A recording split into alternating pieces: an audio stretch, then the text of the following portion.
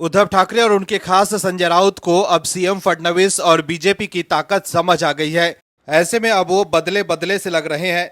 महाराष्ट्र चुनाव खत्म होने और नई सरकार के गठन के बाद भी राजनीति गर्म है। एक तरफ प्रचंड जीत के साथ एनडीए की सरकार बन गई है, तो वहीं दूसरी तरफ विपक्ष के नेता अब ये सोच रहे हैं कि वो अपना सियासी अस्तित्व कैसे बचाएं।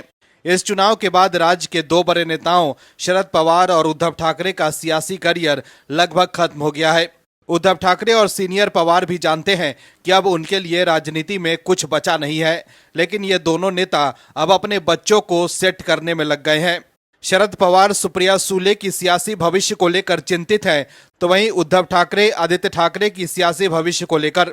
पवार अभी सियासी गणित बैठा रहे हैं, लेकिन उद्धव ठाकरे समझ गए हैं कि उन्हें क्या करना है। ऐसे में शिवसेना उद्धव गुट के सुर बदलने लगे हैं। उद्धव ठाकरे अब बीजेपी की ताकत समझ गए हैं और वो कांग्रेस से अलग होने के लिए माहौल बना रहे हैं। उन्होंने कांग्रेस को संकेत भी दे दिया है। उद्धव ठाकरे के सांसद भी बीजेपी के साथ जाना चाहते हैं। ऐसे में अब उद्धव के पास ज्यादा विकल्प भी नहीं है। ऐसे में अब पार्टी को टूट से बचाने के लिए उद्धव ठाकरे अब धीरे धीरे एमवीए से अलग हो रहे हैं और बीजेपी को संदेश दे रहे हैं कि वो घर वापसी के लिए तैयार हैं। उद्धव के खास संजय राउत जो कांग्रेस के साथ ही रहना चाहते थे, वो भी अब पलटी मारते दिख रहे हैं। संजय राउत ने संकेत दिया है कि ठाकरे सेना आगामी बीएमसी चुनाव अकेले लड़ सकती है। संजय राउत ने कहा है कि कार्यकर्ताओं की इच्छा है कि महानगर पालिका चुनाव अकेले लड़ा जाए। उन्होंने कहा कि मुंबई में हमारी ताकत है, मुंबई में हमें लड़ना चाहिए, ये कार्यकर्ताओं की इच्छा है। दर्शकों, उद्धव सेना के नेताओं और कार्यकर्ताओं ने भी साफ कर दिया है कि अब उद्धव और राउत की नहीं चलेगी, अब वो कांग्रेस से अलग होकर ही रहेंगे। ऐसे में अब संजय राउत भी समझ गए हैं कि अब उनकी चलने वाली नहीं है। वहीं उद्धव ठाकरे जब सीएम फडणवीस से मिलने गए थे, तभी से इस बात की चर्चा शुरू हो गई थी कि अब ठाकरे का कांग्रेस से मोह भंग हो गया है और अब वो बीजेपी का दरवाजा खटखटा रहे हैं। इस खबर में आगे आपको बताएंगे सब कुछ डिटेल में, तो बने रहिए हमारे साथ अंत तक और देखिए हमारी ये खास रिपोर्ट। साथ ही आप दर्शकों से विनम्र निवेदन है कि अगर आपने अब तक चैनल को सब्सक्राइब नहीं किया है तो अभी कर लीजिए। दर्शकों, समझने की बात यह है कि उद्धव ठाकरे फिर से घर वापसी करना चाह रहे हैं, इसलिए शायद अब उद्धव गुट की तरफ से स्थिति बनाई जा रही है कि कैसे उद्धव ठाकरे की वापसी कराई जाए एनडीए में। ये अटकलें इसलिए हैं क्योंकि कुछ दिन पहले ही शिवसेना यूबीटी प्रमुख उद्धव ठाकरे ने सारी करवाहट भुलाते हुए मुख्यमंत्री देवेंद्र फडणवीस से मुलाकात की थी। अब उनके बेटे आदित्य ठाकरे ने सीएम फडणवीस के दफ्तर जाकर उनसे बातचीत की है। जैसे ही इनकी तस्वीरें सामने आई, महाराष्ट्र में फिर से सियासी चर्चा होने लगी। सोशल मीडिया में कुछ लोगों ने दावा कर दिया कि अंदर खाने दोनों दलों के बीच बातचीत चल रही है। आदित्य ठाकरे ने एक हफ्ते में दूसरी बार सीएम फडणवीस से मुलाकात की है। वहीं यह मुलाकात तब हुई है जब खबर आई थी कि अजित पवार और शरद पवार एक हो सकते हैं। हाल ही में शरद पवार ने दिल्ली में पीएम मोदी से मुलाकात की थी। इसके बाद कहा जाने लगा कि क्या सीनियर पवार भी एनडीए में आना चाहते हैं। शरद पवार को भी अपनी बेटी सुप्रिया सुले की भविष्य को लेकर चिंता सता रही है। अटकलें हैं कि क्या चाचा भतीजे फिर से एक होंगे। महाराष्ट्र में एनसीपी के दोनों खेमों के नेताओं के बीच लगातार हो रही मुलाकात के बाद ये कयास तेज हो गए हैं। हाल ही में शरद पवार खेमे के विधायक रोहित पाटिल ने अजित पवार से मुलाकात की है। इससे पहले विधायक शशिकांत शिंदे ने डिप्टी सीएम अजित पवार से मुलाकात की थी। वहीं हाल ही में दिल्ली में अजित पवार अपने वरिष्ठ सांसदों और नेताओं के साथ शरद पवार से मिले थे। तब कहा गया था कि ये नेता शरद पवार को जन्मदिन पर बधाई देने पहुंचे हैं। हालांकि इस बैठक के बाद से ही एनसीपी के दोनों खेमों के बीच एक होने की अटकलें जारी है। अब रोहित पाटिल ने भी अजित पवार से मुलाकात पर सफाई दी है। उन्होंने कहा है कि डिप्टी सीएम से मुलाकात विधानसभा क्षेत्र से जुड़े मुद्दों पर आधारित है। हालांकि सियासी पंडित ये कयास लगा रहे हैं कि एनसीपी के दोनों गुटों के बीच अंदर खाने कोई बातचीत चल रही है। वहीं चाचा भतीजे के एक होने की अटकलों के बीच एक बार फिर आदित्य ठाकरे ने सीएम देवेंद्र फडणवीस से मुलाकात की है।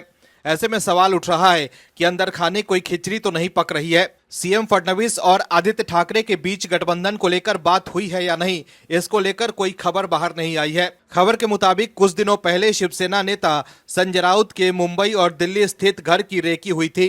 आदित्य ठाकरे ने उनके घर और उनके परिवार की सुरक्षा को लेकर मुख्यमंत्री से बातचीत की है। शिवसेना के सूत्रों का कहना है कि आदित्य ठाकरे ने कल्याण की सोसाइटी में एक मराठा परिवार की पिटाई को लेकर सीएम से बात की। आदित्य ठाकरे वर्ली विधानसभा क्षेत्र से विधायक हैं। 3 दिन पहले उद्धव ठाकरे ने नागपुर में मुख्यमंत्री देवेंद्र फडणवीस से मुलाकात की थी। यह मुलाकात महज 5 से 10 मिनट की थी। इस बैठक में कई मुद्दों पर चर्चा हुई, जिसके बाद ठाकरे ने मीडिया के सामने इस बैठक का ब्यौरा भी दिया था। उन्होंने कहा था कि महाराष्ट्र में सभ्य राजनीति की उम्मीद करता हूं। खैर, हम चुनाव नहीं जीते, वो जीत गए और उनकी सरकार बन गई, इसलिए उम्मीद है कि यह सरकार महाराष्ट्र के हित में फैसले लेगी। हालांकि अगले ही पल उद्धव ने राहुल गांधी को नसीहत दे डाली। उद्धव ने कहा कि कांग्रेस को सावरकर पर रोना बंद करना चाहिए। हार के बाद उद्धव ठाकरे अब हिंदुत्व की पटरी पर लौटने की कोशिश कर रहे हैं। उद्धव ठाकरे खुद चलकर बीजेपी के पास जा रहे हैं और आरएसएस से पैरवी कर रहे हैं कि बीजेपी से सुलह करा दे।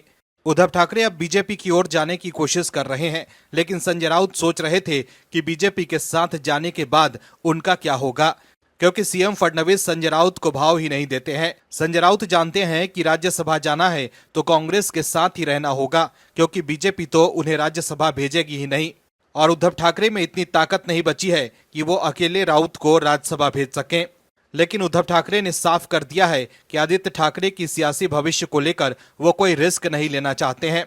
उद्धव ठाकरे जानते हैं कि जिस तरह से राहुल गांधी की सियासी लॉन्चिंग नहीं हो पा रही है, उसी तरह उनके बेटे आदित्य ठाकरे की भी सियासी लॉन्चिंग नहीं हो पाएगी अगर वो कांग्रेस के साथ रहे। ऐसे में अब उद्धव ठाकरे बीजेपी की तरफ जाना चाहते हैं। संजय राउत भी अब धीरे धीरे बीजेपी को लेकर नरम हो रहे हैं, लेकिन एकनाथ शिंदे से अब भी वो भड़के हुए हैं।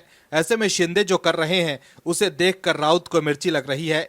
दरअसल उद्धव ठाकरे द्वारा बीजेपी और आरएसएस के नजदीक जाने के बाद अब एकनाथ शिंदे भी आरएसएस के साथ रिश्ते मजबूत करने की कोशिश कर रहे हैं। वहीं अब शिवसेना यूबीटी के नेता संजय राउत ने एकनाथ शिंदे के बयान पर जवाब देते हुए कहा है कि भले ही आरएसएस और अविभाजित शिवसेना हिंदुत्व की एक समान धागे से बंधी हुई थी, लेकिन उनकी विचारधारा हमेशा से अलग रही है।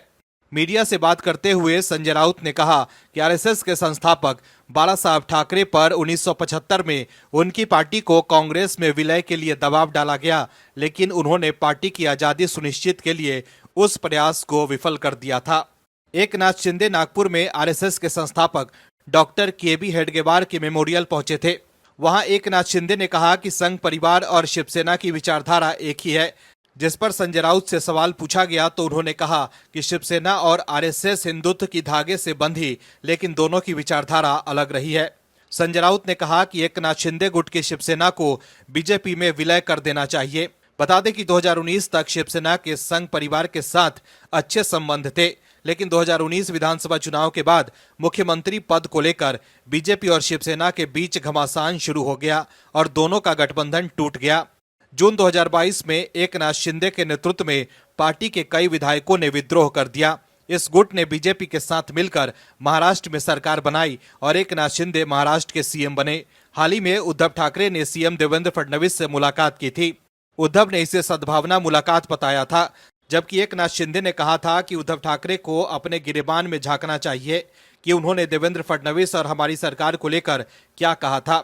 वहीं एकनाथ शिंदे ने बिना किसी का नाम लिए शिवसेना यूबीटी प्रमुख उद्धव ठाकरे की आलोचना की। उन्होंने कहा कि कुछ को राजगद्दी तो मिलती है, लेकिन दिमाग नहीं होता। दर्शकों, ये भी कहा जा रहा है कि उद्धव ठाकरे चाहते हैं कि आरएसएस बीजेपी के साथ उनकी सुलह करा दे। ऐसे में एकनाथ शिंदे भी आरएसएस के साथ नजदीकियां बढ़ा रहे हैं। कहा तो यह भी जा रहा है कि उद्धव ठाकरे ने पिता बाला साहब ठाकरे का हवाला देकर आरएसएस से यह अपील की है कि वो एनडीए में उनकी पार्टी की एंट्री करा दे।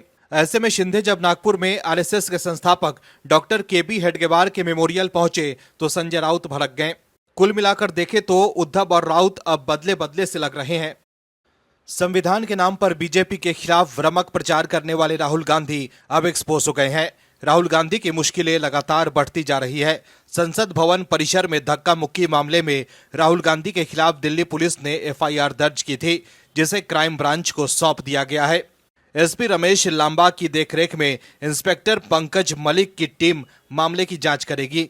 वहीं अब कोर्ट से भी राहुल गांधी के लिए बुरी खबर आई है। दर्शकों, राहुल गांधी के ऊपर ये आरोप लग रहे हैं कि वो दोहरी नागरिकता लेकर चल रहे हैं। दर्शकों, खुलासा हुआ है कि राहुल गांधी लंदन में भी कंपनी चला रहे हैं। कंपनी की ऑनरशिप राहुल गांधी के पास है। पिछली बार जो पेपर पेश किए गए थे कथित तौर पर, उसमें देखा जा सकता है कि राहुल गांधी के नाम पर वहां घर भी है और ऑफिस भी है। तो क्या राहुल गांधी लोगों को छलने का काम कर रहे थे? क्या राहुल गांधी ने देश के लोकतांत्रिक व्यवस्था में सेंधमारी की है? क्या राहुल गांधी ने देश की जनता को मूर्ख बनाया है? दर्शकों, समझने की जरूरत यह है कि क्या वाकई राहुल गांधी के पास दोहरी नागरिकता है? क्या जल्द ही राहुल गांधी की सांसदी जाने वाली है? दर्शकों, इलाहाबाद हाईकोर्ट की लखनऊ बेंच में कांग्रेस सांसद राहुल गांधी की नागरिकता पर दायर याचिका पर सुनवाई हुई। कोर्ट ने इस दौरान केंद्रीय गृह मंत्रालय को 24 मार्च 2025 को जवाब दाखिल करने का समय दिया है। बता दें कि हाईकोर्ट ने केंद्र सरकार को इस मामले में अपना जवाब दाखिल करने के लिए 25 नवंबर तक का समय दिया था। बता दें कि याचिकाकर्ता ने राहुल गांधी को लेकर दावा किया है कि राहुल गांधी के पास 2 देशों की नागरिकता है।